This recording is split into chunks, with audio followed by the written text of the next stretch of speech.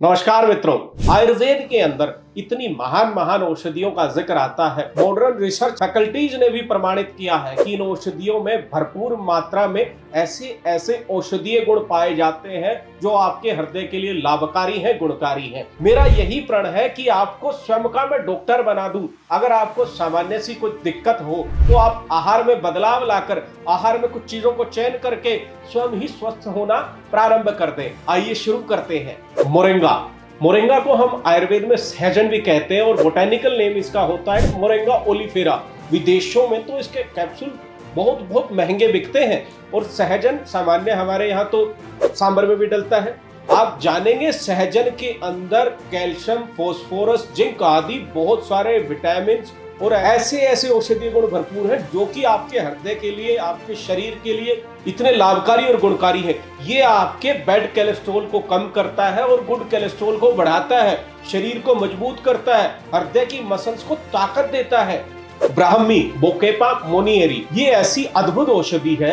इस औषधि को सामान्यतः तो मिथ्य रसायन की श्रेणी में रखा जाता है। हृदय में जब बीपी बढ़ जाता है, तनाव के कारण बीपी बढ़ जाता है, तो इसका प्रयोग किया जाता है। ये शांति देती है, बुद्धि को तो शांत करती ही करती है। हृदय की मसल्स में जब उष्णता पित्त वेग के कारण बढ़ती है तो ब्राह्मी का प्रयोग बहुत ही लाभकारी और गुणकारी होता है। ब्राह्मी आयुर्वेदिक औषधियों में ब्राह्मी भट्टी के रूप में भी ली जाती है, ब्राह्मी चूर्ण भी लिया जाता है। कई हमारे आदिवासी लोग तो ब्राह्मी की सब्जी बनाकर खाते हैं। ब्राह्मी का निरंतर सेवन करने से बुद्धि मेधा तीव्र हो जाती है। जो बच्चे पास नहीं होते फेल हो जाते हैं, याद नहीं रहती, याददाश्त कमजोर होती है, तो ब्राह्मी का प्रयोग करके वो अपनी बुद्धि को तेज भी कर सकते हैं। इसमें एमालोइड जैसे तत्व भी पाए जाते हैं जो कि दिल के लिए बहुत ही लाभकारी और गुणकारी होते हैं। तुलसी ओसीमम टेनुफ्लोरम इसका बोटेनिकल नेम होता है। तुलसी के अंदर ए, सी, के और भिन्न भिन्न प्रकार के विटामिन पाए जाते हैं।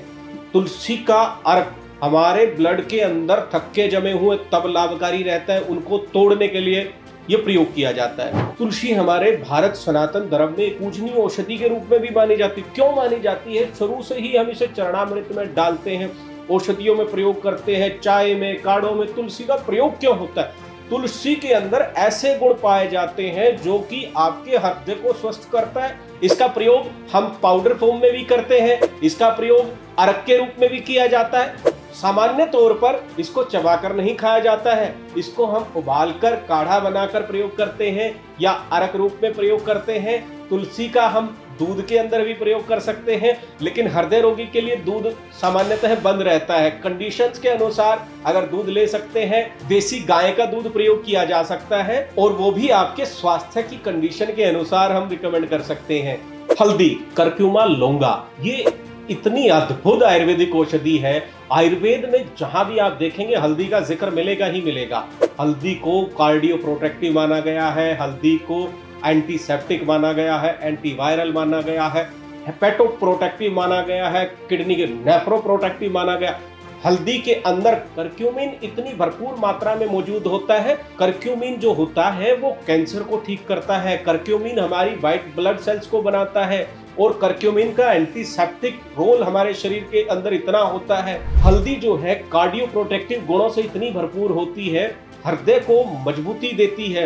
हृदय के अंदर रक्त वाहिकाओं के अंदर हल्का फुल्का कोई जख्म हो जाता है, मसल टीयर हो जाता है, तो ये हल्दी के ही गुण होते हैं जो हल्दी उनको जल्दी से जल्दी हील करती है। जब हमें छोटी मोटी चोट आदि भी लग जाती थी तो हमारी माता दादी माँ हमें हल्दी वाला दूध देती थी। हल्दी तो इतनी अच्छी है, बाहर के जख्म को भी भर देती है, अंदर के जख्म को भी भर देती है। हल्दी वेसल्स के लिए अच्छी है, जो हमारी आर्टरीज और वेन होती हैं उनके लिए भी बड़ी अच्छी होती है। हल्दी को आप दूध के अंदर भी प्रयोग कर सकते हैं, कच्ची हल्दी को भी आप चबाकर खा सकते हैं। हल्दी को अगर आपको दूध के अंदर प्रयोग करना है तो सिर्फ देसी गाय का ही दूध प्रयोग कर सकते हैं, या आप नारियल का दूध, बादाम का दूध, मूंगफली का दूध ये भी हल्दी के साथ प्रयोग में ला सकते हैं। हल्दी को आप जल के साथ भी प्रयोग कर सकते हैं। व्यक्ति के अनुसार इसकी 1.5 से 2 रत्ती की मात्रा होती है। सुबह शाम इसको जल के साथ या दूध के साथ, अन्य रूप में साग सब्जी के साथ प्रयोग में लाया जा सकता है। अगली वीडियो के अंदर मैं आपको अर्जुन की छाल, आंवला और पीपल के पत्ते की चाय के बारे में बताऊंगा। अगर आपके शरीर में कोई रोग है तो दिए गए नंबर पर संपर्क करके आप अपने रोग का निवारण पा सकते हैं, इलाज पा सकते हैं। नमस्कार। जीना सीखो।